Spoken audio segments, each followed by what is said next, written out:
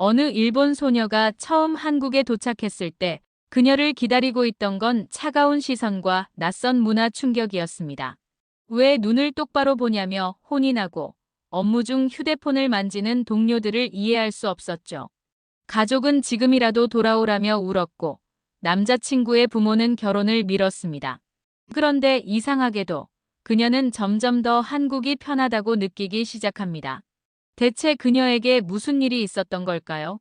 오늘도 따뜻한 이야기를 준비했어요. 구독과 좋아요로 함께 해주시면 정말 큰 힘이 됩니다. 제 인생을 바꾼 순간은 초등학교 때였습니다. 그날도 평범한 오후였죠.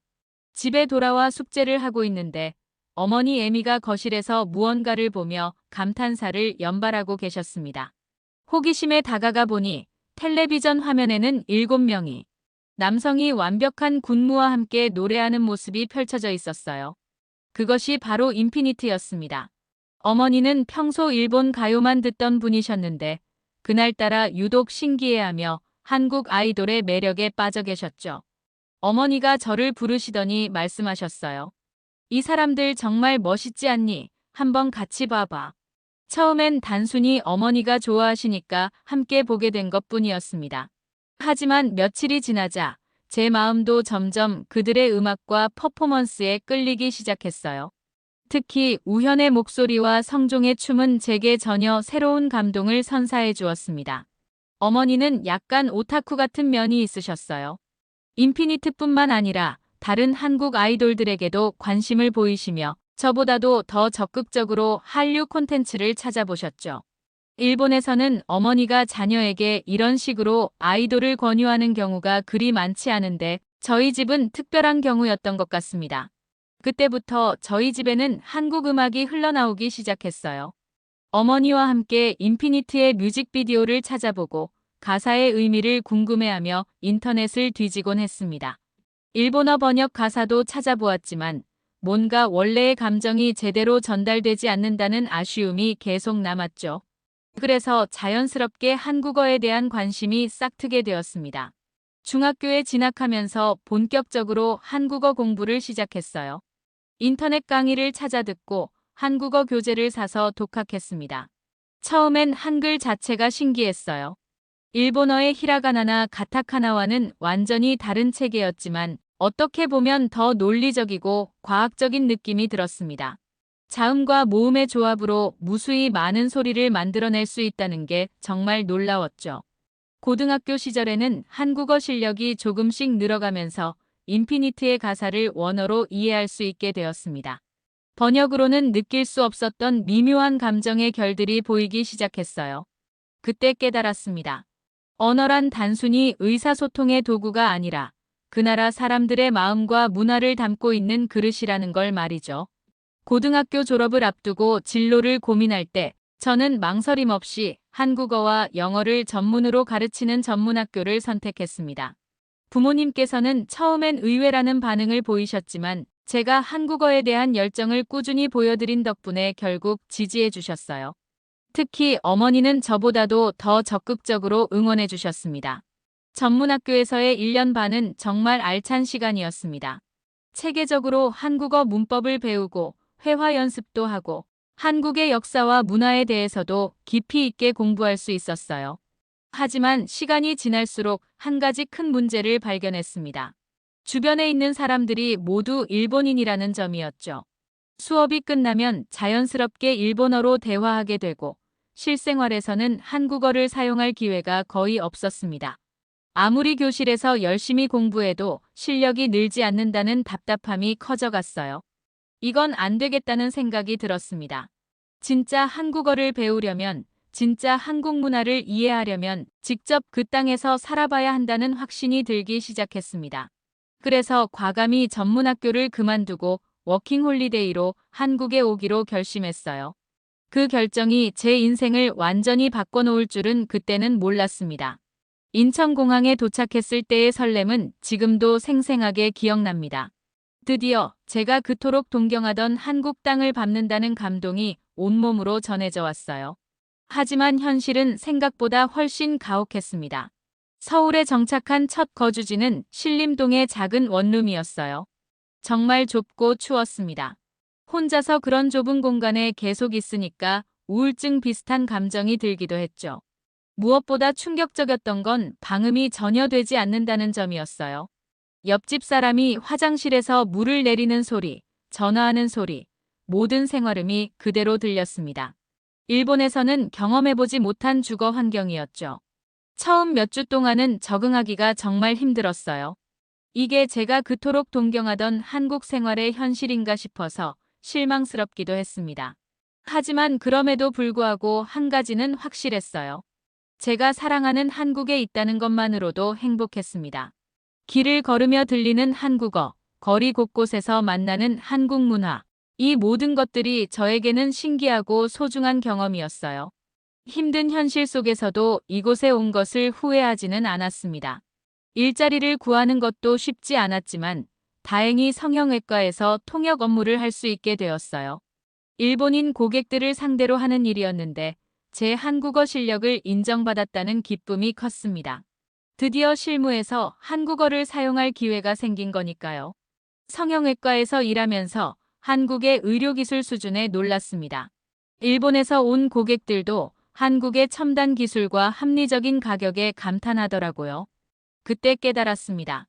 한국이 성형 관광의 메카로 자리 잡은 이유가 단순히 기술력뿐만 아니라 외국인 고객들을 배려하는 시스템까지 잘 갖춰져 있기 때문이라는 걸 말이죠. 하지만 가장 큰 문화적 충격은 업무 환경에서 받았어요. 어느 날 원장님이 조금 화가 나셔서 직원들을 혼내시는 상황이 있었습니다. 일본에서는 무조건 상대방의 눈을 똑바로 쳐다봐야 하는 것이 예의라고 배웠거든요. 그래서 열심히 눈을 마주치고 있었는데 원장님이 쳐다보지 말라고 하시는 거예요. 그때 정말 충격이었습니다. 일본과 한국의 문화 차이를 이렇게 직접적으로 경험한 것은 처음이었어요. 혼날 때 눈을 쳐다보면 안 된다는 한국의 문화가 처음엔 이해되지 않았습니다. 일본에서는 눈을 피하면 건방지다고 여겨지는데 한국에서는 정반대였던 거죠. 이런 작은 차이들이 때로는 당황스럽기도 했지만 점차 흥미롭게 느껴지기 시작했어요. 또 다른 놀라운 점은 직장에서의 휴대폰 사용이었습니다. 일본에서는 일할 때 절대 휴대폰을 만지면 안 되고 반드시 사물함에 넣어둬야 했거든요. 그런데 한국에서는 편의점 직원들도 휴대폰을 만지면서 일하는 모습을 보고 깜짝 놀랐어요. 처음엔 저래도 되는 건가 싶었지만 일하는 사람 입장에서는 훨씬 편하다는 생각이 들었습니다. 업무를 하면서 만난 한국인 동료들도 참 인상적이었습니다. 제가 일본인이라는 걸 알고도 전혀 다르게 대하지 않고 오히려 한국어를 배우려는 열정을 응원해 주셨어요. 점심시간에 함께 식사하면서 한국의 직장 문화에 대해 설명해 주시고 모르는 표현이 있으면 친절하게 알려주시기도 했습니다. 그렇게 몇 달이 지나자 저도 모르게 한국식 소통 방식에 익숙해져 가고 있었어요. 일본에 있을 때보다 훨씬 자유롭고 편안하게 제 감정을 표현할 수 있게 되었습니다. 비록 주거 환경은 열악했지만 이런 문화적 경험들이 저에게는 정말 소중하고 의미 있는 시간이었어요. 한국에서 생활하면서 가장 크게 느낀 차이 중 하나는 일상적인 소통 방식이었습니다. 일본에서는 휴대폰 사용이 상당히 제한적이었어요. 특히 식사할 때 휴대폰을 만지면 안 되는 암묵적인 규칙이 있었죠. 한 명이 휴대폰을 만지기 시작하면 다른 사람들도 어쩔 수 없이 만져야 하는 분위기였고 그렇지 않으면 어색한 공백 시간이 흘러가곤 했습니다. 하지만 한국에서는 완전히 달랐어요. 사람들이 자연스럽게 계속 연락을 주고받는 것이 일상이었습니다. 저는 원래 연락을 자주 하지 않는 사람을 싫어하거든요. 하루라도 연락이 없으면 뭘 하는 건지, 왜 연락을 안 하는지 궁금해서 견딜 수가 없었어요. 한국 사람들은 빨리빨리 답장해주고 항상 연락을 해주니까 정말 좋았습니다. 특히 카톡과 라인의 차이를 경험하면서 한국의 소통 문화가 더욱 마음에 들었어요. 라인은 메시지를 꾹 누르면 내용을 다 볼 수 있거든요.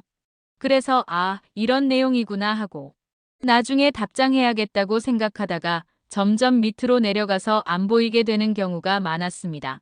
결국 읽었지만 답장을 못하는 상황이 자주 발생했죠.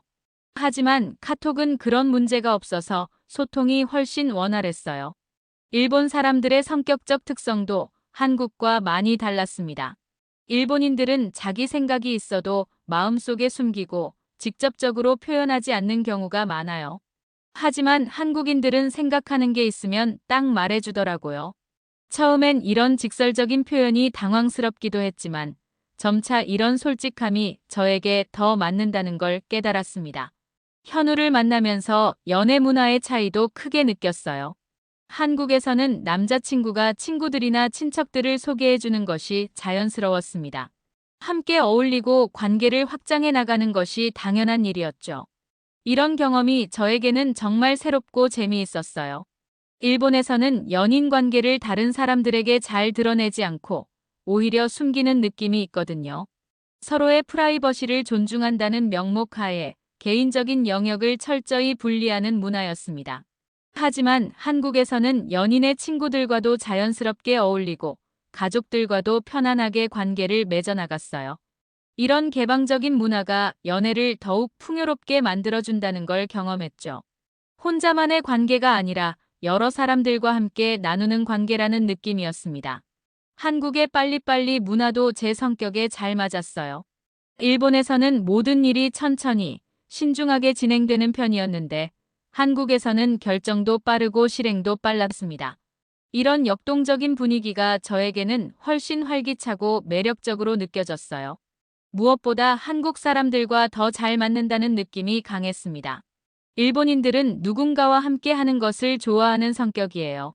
학교에서 화장실을 갈 때도 친구들과 같이 가려고 하고 혼자 하는 걸 조금 무서워하는 면이 있죠. 하지만 한국에서는 개인의 주관이 뚜렷하면서도 함께 어울리는 것을 즐기는 문화가 있었어요.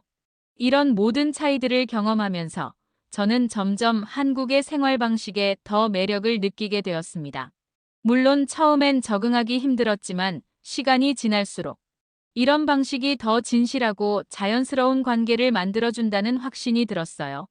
일본에서는 항상 조심스럽게 행동해야 했다면 한국에서는 좀 더 편안하게 제 자신을 표현할 수 있었습니다. 성형외과에서의 통역 업무와 함께 추가 수입을 위해 백화점에서 파트타임 일을 시작하게 되었습니다. 이 일을 선택한 이유는 특별했어요. 현우와 연애 중이었는데 일반적인 풀타임 직장에 취업해버리면 만날 시간이 없어질 것 같았거든요.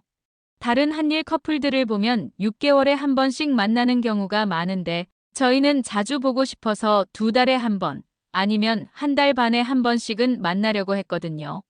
그만큼 힘들긴 하지만 사랑하는 사람과 자주 만나는 게 더 중요했어요. 백화점 일의 가장 큰 장점은 유연성이었습니다. 쉬고 싶을 때 쉴 수 있고 일하고 싶을 때 일할 수 있는 그런 직업이었어요. 현우가 한국에 올 때나 제가 일본에 갈 때 일정을 자유롭게 조정할 수 있어서 정말 좋았습니다. 한국의 직장 문화에서 가장 놀라웠던 건 업무에 대한 접근 방식이었어요. 일본에서는 정해진 규칙을 따라하는 것이 중요했습니다. 위에서 정한 방식대로 차근차근 따라하는 것이 미덕이었죠. 하지만 한국에서는 더 좋은 걸 만들기 위해 다양한 아이디어를 제시하고 토론하는 문화가 있었어요. 이렇게 해보는 건 어떠냐, 저렇게 하면 더 좋지 않을까 하는 식으로 적극적으로 의견을 나누더라고요. 물론 때로는 이런 과정에서 갈등이 생기기도 했습니다. 서로 다른 의견을 내세우다 보니 약간 싸우는 것 같은 분위기가 될 때도 있었어요. 일본이었다면 이런 상황 자체를 피하려고 했을 텐데 한국에서는 이런 과정을 통해 더 나은 결과를 만들어내려는 의지가 강했습니다. 일본에서는 싸움을 피하는 느낌이 강해요. 뭔가 하고 싶은 말이 있어도 마음에 담아두고 그냥 참는 경우가 많죠. 하지만 한국에서는 더 좋은 결과를 위해서라면 필요한 이야기는 해야 한다는 인식이 있었어요. 이런 차이가 처음엔 당황스럽기도 했지만 점차 건설적인 갈등의 가치를 이해하게 되었습니다. 특히 기억에 남는 문화 차이가 하나 더 있었어요. 어느 날 원장님이 직원들을 혼내시는 상황이 있었는데 저는 일본식으로 열심히 눈을 마주치고 있었거든요. 일본에서는 혼날 때 무조건 상대방의 눈을 똑바로 쳐다봐야 하는 것이 예의니까요. 그런데 원장님이 쳐다보지 말라고 하시는 거예요. 정말 충격이었습니다.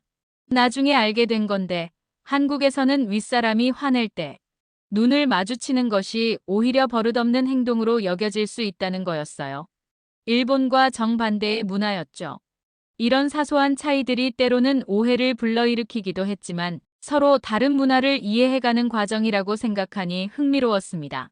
한국의 직장 문화에서 좋았던 점은 실용성을 중시한다는 것이었어요. 형식보다는 결과를 중요하게 여기고 효율성을 추구하는 분위기였습니다. 일본처럼 너무 딱딱하지 않고 좀 더 편하게 일할 수 있는 환경이었죠. 물론 빨리빨리 문화 때문에 바쁘긴 했지만 그런 역동성이 저에게는 오히려 매력적으로 느껴졌어요. 동료들과의 관계도 일본과는 달랐습니다. 나이나 직급에 상관없이 좋은 아이디어가 있으면 자유롭게 제안할 수 있는 분위기였어요. 신입인 제가 업무 개선 방안을 말했을 때도 진지하게 들어주시고 실제로 적용해 보려고 노력해 주셨습니다. 이런 개방적인 문화가 일본의 엄격한 위계 질서와는 확연히 달랐죠. 이런 경험들을 통해 한국의 업무 문화가 겉보기에는 빠르고 직접적이지만 본질적으로는 매우 인간적이라는 걸 깨달았습니다. 서로의 성장을 도와주고 더 나은 결과를 위해 협력하는 문화가 정말 매력적이었어요. 한국에서의 생활이 점점 자리를 잡아가면서 저는 자연스럽게 장기 거주에 대한 꿈을 키우게 되었습니다. 워킹 홀리데이 기간이 끝나더라도 어떻게든 한국에 남아있고 싶다는 생각이 간절해졌어요. 하지만 이런 제 마음을 가족들에게 전하는 것은 생각보다 훨씬 어려운 일이었습니다. 아버지 요시카즈는 제가 한국 생활에 대해 이야기할 때마다 걱정스러운 표정을 감추지 못하셨어요. 전화 통화를 할 때마다 한국이 안전한지, 제대로 먹고 지내는지, 일본인이라고 차별받지는 않는지 같은 질문들을 반복하셨습니다. 특히 일본 언론에서 가끔 나오는 한일 관계 관련 뉴스를 보실 때마다 더욱 불안해하시는 것 같았어요. 어머니 에미의 반응은 조금 복잡했어요. 처음에 인피니트를 좋아하게 된 계기를 만들어주신 분이 어머니셨는데 막상 딸이 정말로 한국에 정착하려고 한다고 하니 당황스러워하셨습니다. 한류 문화를 즐기는 것과 실제로 그 나라에서 살아가는 것은 완전히 다른 차원의 문제라고 생각하셨던 거죠. 특히 어머니는 여성 혼자 외국에서 사는 것에 대한 우려가 가장 크셨어요. 일본에서도 여성의 사회적 안전망이 완벽하지 않은데 외국에서는 더욱 힘들 것이라고 생각하셨죠. 또한 나중에 결혼이나 출산 같은 인생의 중요한 순간들을 가족과 멀리 떨어져서 맞이해야 한다는 것도 마음 아파하셨습니다. 가족들과의 갈등이 깊어질수록 저는 제 자신에 대해 다시 생각해보게 되었어요. 정말로 한국이 제게 맞는 곳인지 아니면 단순히 새로운 환경에 대한 호기심과 로망에 빠진 건 아닌지 의문이 들기도 했습니다. 하지만 한국에서 보낸 매일매일을 돌이켜보면 일본에서는 느낄 수 없었던 자유로움과 편안함을 경험하고 있다는 확신이 들었어요. 현우와의 관계가 깊어지면서 결혼에 대한 이야기도 나오기 시작했습니다. 둘 다 돈만 있으면 지금 당장이라도 결혼하고 싶다고 생각했어요. 하지만 현우 부모님, 특히 어머니께서 30살까지는 결혼하지 말라고 하셔서 쉽지 않은 상황이었습니다. 현우 어머니와의 관계도 복잡했어요. 직접적으로 반대 의사를 표현하지는 않으셨지만 일본인 며느리에 대한 부담감을 가지고 계신다는 것을 느낄 수 있었어요. 한국의 전통적인 가족 문화와 현대적인 국제 커플 사이에서 느끼는 갈등이 고스란히 전해져 왔습니다. 하지만 무엇보다 힘들었던 건 제 어머니의 복잡한 심경이었어요. 인피니트를 좋아하게 해주신 분이 어머니였는데 정작 그 결과로 딸이 한국에 정착하려고 하니 마음이 편하지 않으셨던 것 같습니다. 한류를 즐기는 것과 실제 생활은 다르다고 말씀하시며 현실적인 어려움들을 계속 걱정해 주셨어요. 사랑과 현실의 온도 차. 현우와의 관계가 깊어지면서 한국 사회의 다양한 면을 보게 되었습니다. 현우는 가끔 한국 사회의 치열한 경쟁 구조와 직장 생활의 피로도에 대해 이야기했어요. 야근이 끝나고 집에 와서 배고프다고 하면 제가 야식을 만들어주곤 했는데 이런 모습을 보며 한국 남성들이 일본 여성에 대해 가지고 있는 환상에 대해서도 생각해보게 되었습니다. 한국 남자들은 일본 여자들이 다 남자를 잘 챙겨주고 착하다고 생각하는 경향이 있더라고요. 실제로 저도 그런 면이 있긴 해요. 일본은 아직도 조금 가부장적인 면이 있어서 남자가 일을 열심히 하는 만큼 집에 오면 여자가 집안일을 해주고 남자가 힘들지 않게 해주자는 생각이 있거든요. 그래서 한국 분들이 일본 여성을 좋아하는 것 같기도 했습니다. 하지만 한국에서는 집안일을 여자만 하게 하면 안 된다는 생각이 더 보편적이었어요. 물론 일본 여성들도 왜 여자만 해야 되는 거지 하는 생각은 있지만 실제로 말로 표현하느냐 안 하느냐의 차이가 있는 것 같았습니다. 이런 문화적 차이가 때로는 현우와 저 사이에서도 미묘한 갈등을 만들어내기도 했어요. 현우는 때때로 한국 사회에 대해 부정적인 시각을 드러내기도 했습니다. 경쟁이 너무 치열하고 직장 생활이 너무 피곤하다고 하면서 때로는 회의적인 모습을 보였어요. 이런 현우의 모습을 보면서 저는 약간의 혼란을 느끼기도 했습니다. 제가 경험한 한국은 자유롭고 역동적이며 매력적인 곳이었는데 그 안에서 태어나고 자란 현우에게는 때로 버겁고 힘든 곳으로 느껴지는 것 같았거든요. 결혼에 대한 이야기가 나올 때마다 이런 온도차는 더욱 명확해졌습니다.